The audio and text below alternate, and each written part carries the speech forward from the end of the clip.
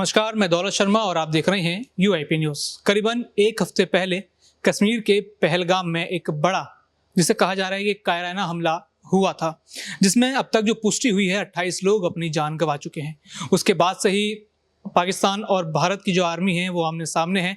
युद्ध की स्थिति बन रही है। हालांकि अभी युद्ध की शुरुआत नहीं की गई है, ना ही भारत की तरफ से कोई ऐसा अल्टीमेटम दिया गया है, लेकिन लगातार पाकिस्तान कई सारी हिमायतें करता हुआ यहाँ नजर आ रहा है। कई बड़े बोले जो उनके नेता हैं वो यहाँ पर बयान दे रहे हैं। इसी को लेकर क्या लोगों की राय है वो हम यहाँ जानने आए हैं। साकेत कोट, जैसे कि आपको मालूम है, हम यहाँ मौजूद हैं और अब जो भी हमारे अधिवक्ता हैं उनसे राय लेंगे। ये जो पहलगाम का अटैक है वो भारत के लिए कितना क्षतिपूर्ण है, या भारत इससे कैसे उभरेगा, या फिर जो चर्चाएं लगातार चल रही हैं कि पाकिस्तान तो लगातार गीदड़ भगिया दे रहा है, लेकिन अगर भारत कोई बड़ा एक्शन लेता है तो उसमें पाकिस्तान का हश्र क्या होगा। क्या पाकिस्तान जो बात वो युद्ध की कर रहा है क्या वो टिक भी पाएगा? क्योंकि कई सारी वॉर हुई पाकिस्तान और भारत के बीच, लेकिन हर बार हमने देखा कि पाकिस्तान ने मुंह की खाई, लेकिन जो उनका बड़बोलापन है वो अभी तक कम नहीं हुआ। तो आइए जानते हैं कि लोगों की इसके ऊपर राय क्या है। लेकिन कई सारे सवाल जो हैं, जो सरकार है, केंद्र सरकार, उनके ऊपर भी उठते हैं। उनके जवाब भी आज खोजेंगे, तलाशेंगे और जानेंगे ये पूरा मामला भारत के लिए कितना जरूरी है। सर, आपका बहुत बहुत स्वागत है यूआईपी न्यूज़ पर। नमस्कार। जैसे आप देख रहे हैं, पहलगाम में अटैक हुआ, लगभग एक हफ्ता हो चुका है, 28 लोग उसमें अपनी जान गंवा चुके हैं। सरकार कह रही है बड़ी बड़ी कार्रवाई होगी। पाकिस्तान के यूट्यूब चैनल बंद कर दिए, जल संधि रोक दी, कश्मीर माफ़ कीजिएगा, जो और भी अन्य जो संबंध हैं, ट्रेड हैं, वो ख़त्म कर दिए। लेकिन क्या इतना बहुत है? क्या जो पाकिस्तान ने हमें चोट पहुंचाई, जो उनके आतंकी आकाएं हैं, जो उन्होंने चोट पहुंचाई भारत को, क्या उसके लिए इतना सब बहुत है, या फिर अभी और भी बड़े एक्शन होने वाले? देखिए दौलत जी, मैं आपको बता दूं, हिंदुस्तान की जनता दुखी जरूर है पर नाउम्मीद नहीं है।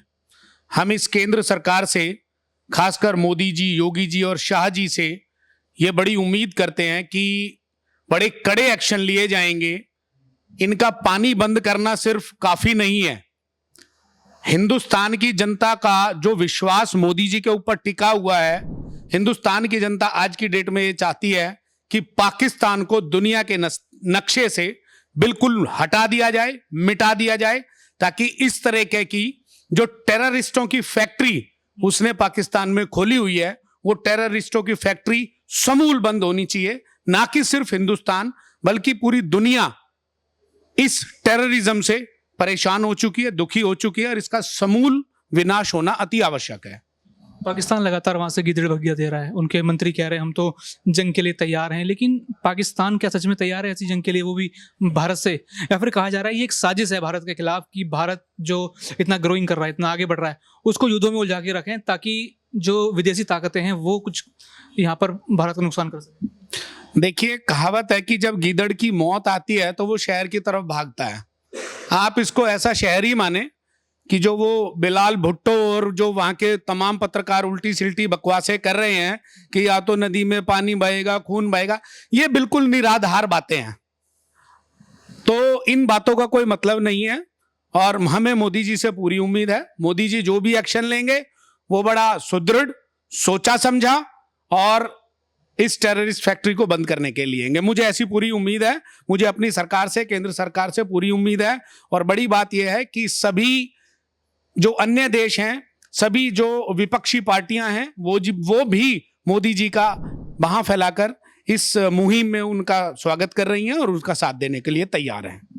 सर, अब भारत के लोग ही लगातार कई सारे बयान दे रहे हैं। नेहा सिंह राठौड़ जो कि एक कलाकार हैं, उनकी एक वीडियो वायरल हुई जिसको पाकिस्तान के कई चैनलों ने भी रिपोस्ट किया।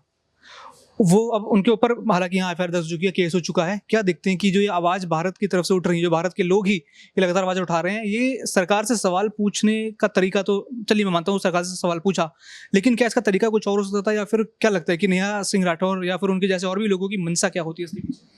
देखिए, मैं नीरज सिन्हा, सीनियर एडवोकेट, मैं आपको इस संबंध में ये बताना चाहूँगा कि भारत को जितना पाकिस्तान से खतरा है, उससे भी ज़्यादा खतरा अपने अंदर के भीतर की जो जयचंद हैं भरे पड़े, उनसे भी खतरा है। हमें उनसे भी सावधान रहना चाहिए।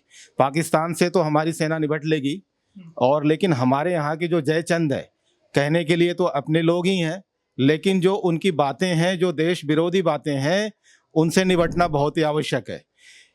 नेहा राठौर या अखिलेश यादव या फिर जो रॉबर्ट वाड्रा, इस तरह के जो लोग हैं, उदित राज जी भी इसमें शामिल हो गए आज, इस तरह के जो लोग हैं, ये इस तरह की दुखद घटनाओं में से भी अपनी रोटियां सेकना चाहते हैं, क्योंकि ये इस तरह की घटनाएं हुई हैं। इस पे सारे देश को एक होकर, एक मत होकर, एक स्वर में बोलना चाहिए, एक स्वर में आवाज उठाना चाहिए। लेकिन कुछ लोग अपनी राजनीतिक रोटियां सेकने से बाज नहीं आते हैं। इनको जनता उनके चुनाव में इनको सबक सिखाएगी और हमें भी इनसे सावधान रहने की जरूरत है और इनकी बातों में आने की आवश्यकता नहीं है। एक सवाल मैं आप सभी से एक कॉमन सवाल करूंगा कि वहाँ पे नाम पूछा गया पहले, फिर धर्म पूछा गया, कईयों की पैंट खुल के देखी गई कि कौन है धर्म से क्या जो भी है।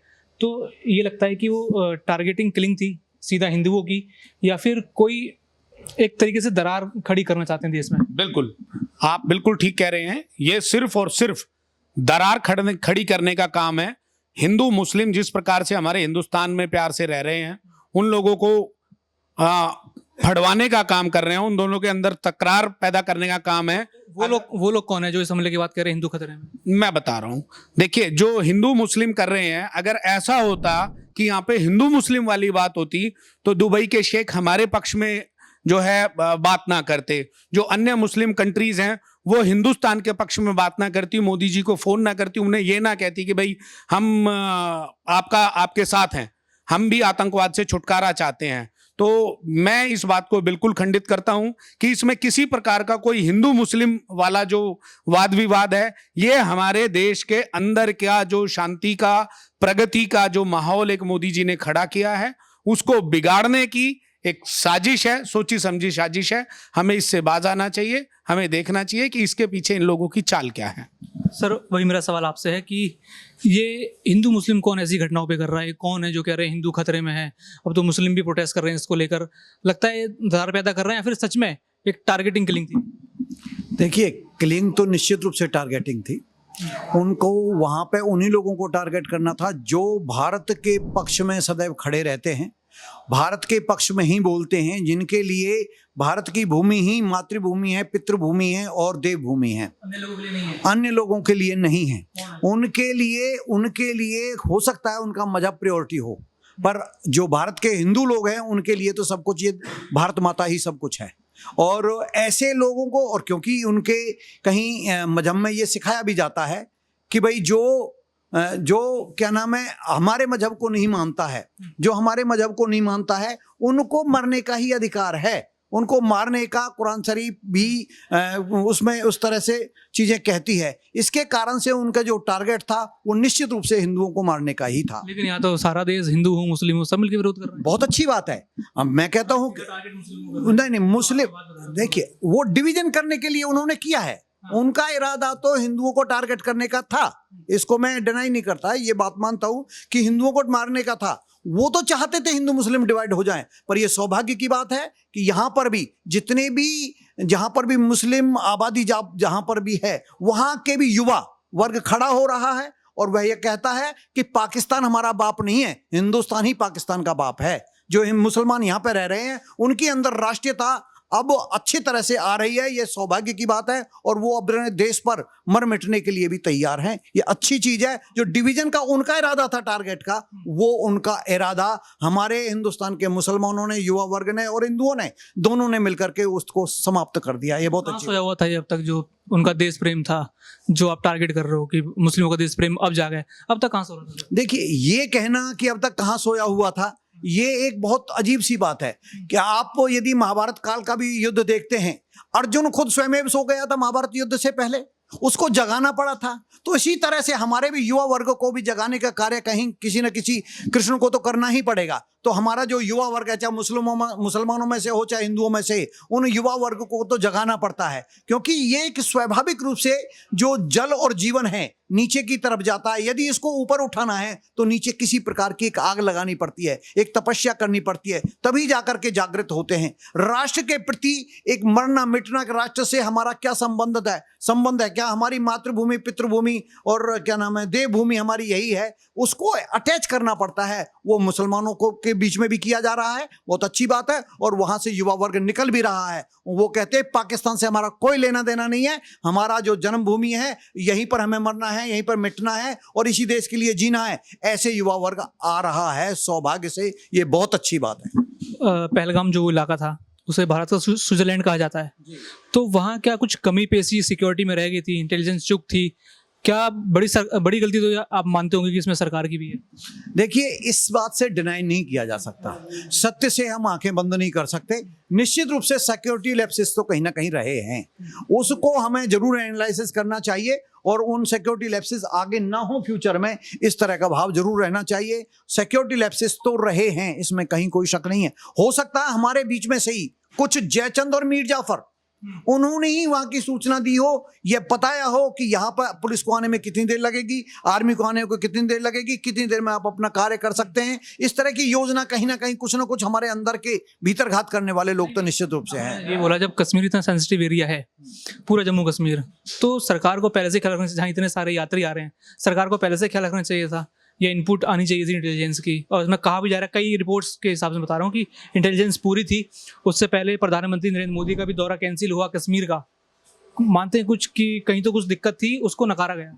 देखिए, मुझे ऐसा लगता है यदि कोई भी इंफॉर्मेशन हमारी आर्मी और होम मिनिस्ट्री के पास होती तो निश्चित रूप से उस पर एक्शन लिया जाता। यह मैं मानने के लिए बिल्कुल भी तैयार नहीं हूं कि आज की सरकार किसी भी चीज को अधूरा छोड़ देगी या उस पर रेस्पॉन्स नहीं देगी, यह मैं मानने के लिए तैयार नहीं हूं। पर यह संभव है कि हो सकता है उनकी नोटिस में भी नहीं आया हो, क्योंकि ये कोई ज्योग्राफिकल जो चीजें हैं, ये ऐसी कश्मीर का जो एरिया ऐसा है, ऊपर नीचे नीचे ऊपर पहाड़ों पर सारा बसा हुआ है। किस कोने में कहाँ गद्दार को बैठे हुए होंगे, कहाँ से उनको इंफॉर्मेशन दे रहे होंगे, यह सब कुछ संभव है।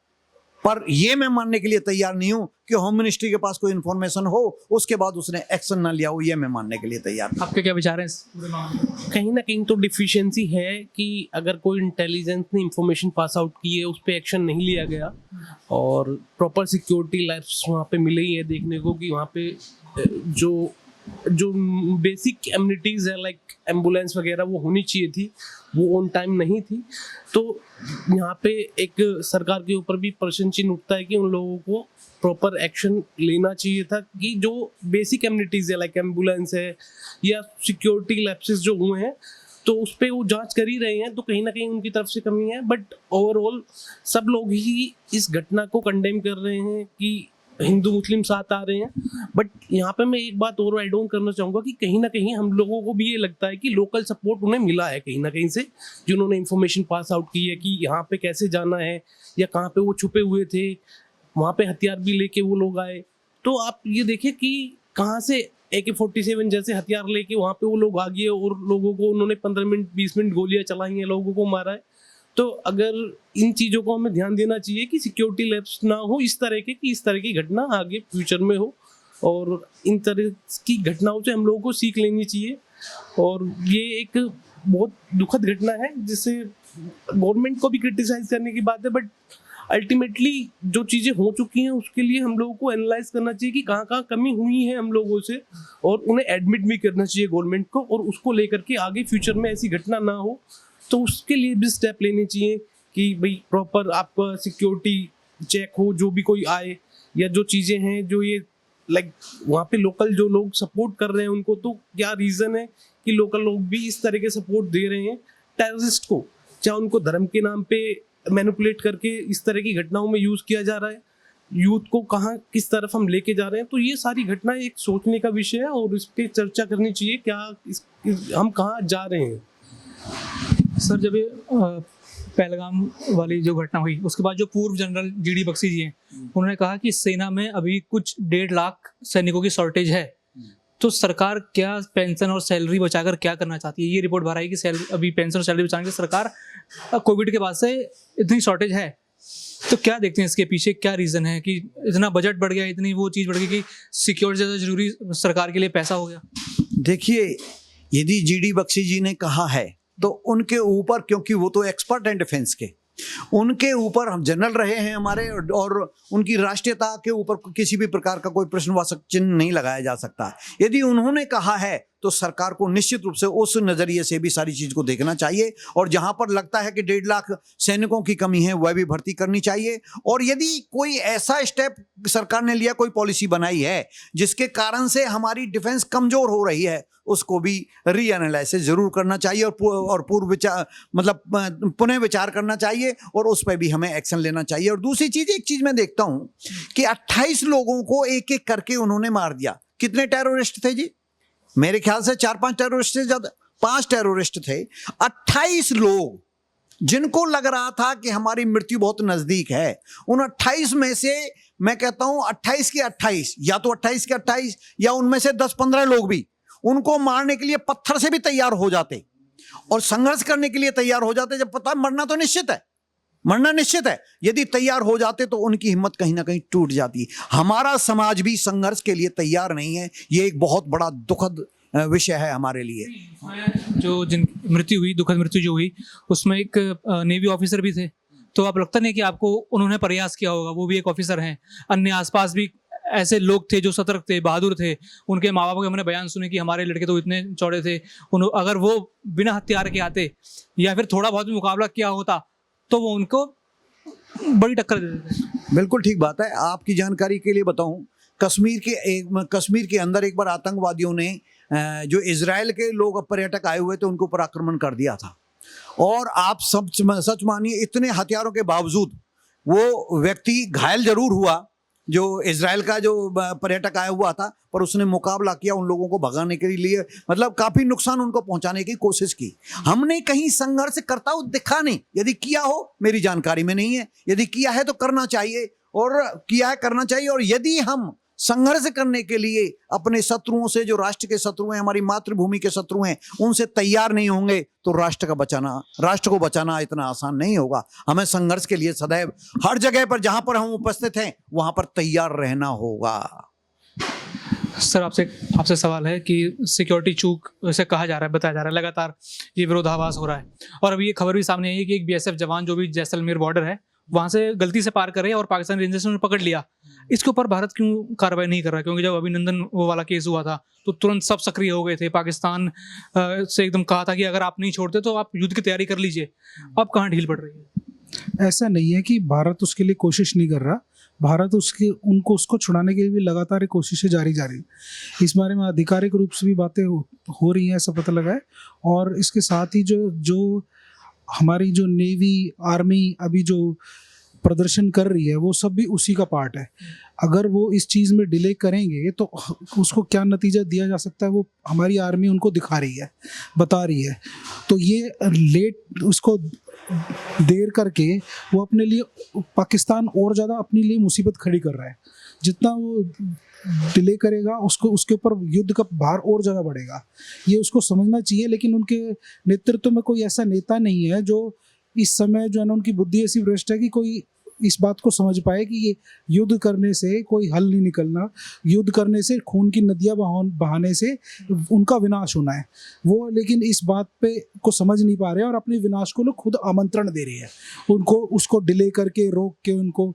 तो ये जो पिछली सरकार ने अभिनंदन जी के साथ किया था कि तुरंत उन्हें छोड़ दिया था, तो उन्होंने वो अपने देश का बचाव कर लिया था, उससे वो देश बच गया था। नहीं तो उस समय भी युद्ध के लिए तो भारत तैयार हो जाता और युद्ध हो भी जाता। लेकिन उन्होंने समझदारी करी और अपनी शक्ति का आकलन करके उन्होंने तुरंत उसको छोड़ दिया। लेकिन अभी जो उनकी नेतृत्व है, वो नेतृत्व की बात समझ नहीं आ रही है। आज आपने देखा हो कि नवाज शरीफ ने भी शहबाज खान को ये कहा है कि युद्ध ना करे और युद्ध से बचे। ये भारत से युद्ध करना उनके लिए फायदेमंद नहीं रहेगा, नुकसान ही होगा। ये जो बात आदमी समझ सकता है तो वो कह रहा है, लेकिन जिसकी बुद्धि पे विनाश आ रखा है तो वो विनाश की तरफ ही लेके जा रहा है और उनको रोक के ही वो विनाश को आमंत्रण दे रही है। सर, आप सबसे मेरा एक आखिरी सवाल है कि क्या प्रधानमंत्री नरेंद्र मोदी को माफ़ी मांगनी चाहिए कि कहीं बड़ी चूक रह गई, हमने देखा कि जब भी एक बड़े 26/11 हुआ तो उस समय जो महाराष्ट्र के गृह मंत्री हों, रक्षा मंत्री हों, वहाँ के जो भी थे, सबने इस्तीफा दिया, सबने कबूला कि हाँ ये एक बहुत बड़ी चूक थी। क्या यहाँ पर भी ऐसा होना चाहिए? चलिए इस्तीफा कोई नहीं मांगता, लेकिन एक तरीके से सरकार को पूरी जिम्मेदारी अपने ऊपर लेकर एक माफ़ी पब्लिक से मांगनी चाहिए। उसके बाद रैलियाँ हुई, आप रैलियों में मुस्कुराते हुए प्रधानमंत्री नजर आए, क्या लगता है आप लोगों को? बिल्कुल भी नहीं, बिल्कुल भी नहीं। देखिए, that was a sudden attack. ये एक अकस्मात अटैक था जो बिल्कुल उन लोगों की तरफ से प्री प्लान था। हम लोगों को इस बात का कोई पता नहीं था। और जहां तक बात ये है कि उन 28 लोगों ने रिटेलिएट क्यों नहीं किया, कैसे करते उन्हें पता ही नहीं है हो क्या रहा है। Even when they did not know कि what is going to be happen with them, तो वो कैसे रिटेलिएट करेंगे? उनको सडनली शूट कर दिया गया। अब इसमें अगर आप ये बोलो कि हर आदमी के पीछे एक आर्मी का गनमैन लगा दिया जाए, which is not possible actually, तो मोदी जी को बस यही रिक्वेस्ट है, माफी नहीं, माफी नहीं, आपको माफी नहीं मांगनी, आपको ऐसी स्थिति पैदा कर देनी है कि पाकिस्तान घुटनों पे आ जाए, उनको माफी मांगनी पड़े कि इस तरीके की हरकत वो जीवन में दोबारा नहीं करेंगे, वो टेररिस्टों को पनाह नहीं देंगे। आप देखेंगे मैक्सिमम जितने भी टेररिस्ट हैं वो पाकिस्तान में आके पनाह लेते हैं। वो उसामा बिन लादेन हो, वो ISI का सुपर हो, क्या नाम है, तालिबान का, मतलब जो भी है वो Pakistan. Why only Pakistan? There are so many Muslim countries, why they are not going over there to take a SLM? Why they are coming only in Pakistan? तो ये बिल्कुल गलत है कि मोदी जी एक बहुत अलग व्यक्तित्व के नेता हैं। वो भला बुरा जानते हैं। वो जो भी डिसीजन लेंगे वो हिंदुस्तान के पक्ष में होगा, हिंदुस्तान की प्रगति के लिए होगा, और निश्चित ही वो पाकिस्तान को अब की दफा कोई बहुत ही अच्छा सबक सिखाने वाले हैं, ऐसा मेरा विश्वास है। देखिए, जहाँ तक माफ़ी मांगने से यदि सारी चीज़ें सुधर जाती हैं तो चलो माफ़ी भी मांग लेंगे, पर मैं उन लोगों के जो माफ़ी मांगने की बात कर रहे हैं उनके ऑब्जेक्ट को समझने की कोशिश करो। वो सिर्फ और सिर्फ भारत को डिमोरलाइज करना चाहते हैं। भारत का जो मोटिवेटेड आर्मी है उसको डिमोरलाइज करना चाहते हैं। भारत के सैनिकों को डिमोरलाइज करना, भारत के जो आम जनता है उसको डिमोरलाइज करना चाहते हैं। उनका उद्देश्य बहुत घटिया है। वो they are being paid by the external forces, उस सब के लिए उनको पैसा मिलता है। वो माफी मांगने से, अभी मैंने देखा यूट्यूब चैनल बंद करके तो कोई शायद युद्ध नहीं लड़ा जाएगा, ना फिर कोई बदला लिया जाएगा। यूट्यूब चैनल आप पाकिस्तान के बंद कर चुके हैं, उनमें सारे नहीं, कुछ चुनिंदा। ये प्रतीक होता है, ये प्रतीक होता है। जो डिफेंस एक्सपर्ट हैं, जो इंटरनल एक्सटर्नल अफेयर्स के बारे में जानते हैं, ये प्रतीक होता। अच्छा, एक बात बताइए, हमने वहाँ पर अपनी एम्बेसी बंद कर दी, वहाँ से अपने स्टाफ बुला लिया और यहाँ से उनका स्टाफ चला गया। ये क्या है? वहाँ के लोगों को वीजा नहीं दे रहे हैं, यहाँ के लोगों को वहाँ नहीं जाने दिया जा रहा है। तो ये क्या है? ये एक प्रतीक है कि ईदर यू लर्न और फेस द कॉन्सिक्वेंसेस। ये बहुत सारी चीजें हैं, ये पहले स्टेप्स होते हैं बाकायदा। यदि कोई चीज ऐसा करनी है, अभी एक टाइम्स में एक न्यू वो छपी है, इंफॉर्मेशन छपी है कि भारत ने कुछ शहरों को टारगेट कर लिया है। भारत की डिफेंस ने कुछ शहरों को टारगेट कर लिया है, वहां पर वो भयंकर आक्रमण उन लोगों के ऊपर करने वाला है। ये बात लीक हो गई है। आतंकवादी गतिविधियां हो रही हैं, या कहीं पे जो डिफेंस के इनके सीक्रेट प्लेसेस होंगे, दैट में include the nuclear plant also. तो भारत कुछ भी कर सकता है अपने राजधर्म को निभाने में, अपने राजधर्म को निभाने में। नरेंद्र मोदी और यह गवर्नमेंट किसी भी तरह से पीछे नहीं हटेगी, और मुझे लगता है कि शायद बहुत जल्दी ही आप भी अपने न्यूज पर पुनः दिखाएंगे कि भारत ने ये कर दिया, भारत ने वो कर दिया। उनको पता भी नहीं चलेगा, जहां तक उनकी बियॉन्ड देयर इमेजिनेशन, जहां तक वो सोच सकते हैं, भारत वहां पर उनको अटैक करने वाला है। और यदि चाणक्य की भाषा में समझा जाए, चाणक्य नीति बहुत अच्छी तरह से जानते हैं हमारे नरेंद्र मोदी जी भी। वो उस घास की जड़ों में मीठा मठा डालने की कोशिश कर रहे हैं, जो ताकि वो जड़ से ही समाप्त हो जाए। ये निश्चित रूप से अच्छे परिणाम अपने राजा पर, अपने नेतृत्व पर मुझे पूरा विश्वास है। निश्चित रूप से भारत की सुरक्षा और भारत के एक एक इंच जमीन की रक्षा का मुझे पूर्ण विश्वास है, ये सरकार अच्छी तरह से करेगी। तो बिल्कुल पूर्ण विश्वास यहाँ पर सभी को है कि भारत एक तगड़ा जवाब देगी, और इसमें कहीं ना कहीं अब पाकिस्तान को झुकना होगा, उनको माफ़ी मांगनी होगी जिस तरीके से वो कायराना हमला करते हैं, आतंकवादियों को पनाह देते हैं। अब बैकफुट पर पाकिस्तान नजर आ रहा है। अब देखना होगा कि एक अगला बड़ा कदम भारत पाकिस्तान के खिलाफ, कह लीजिए आतंकवाद के खिलाफ, क्या लेने वाला है। बाकी और भी ऐसी खबरें जानने के लिए देखते रहिए UIP न्यूज़। धन्यवाद।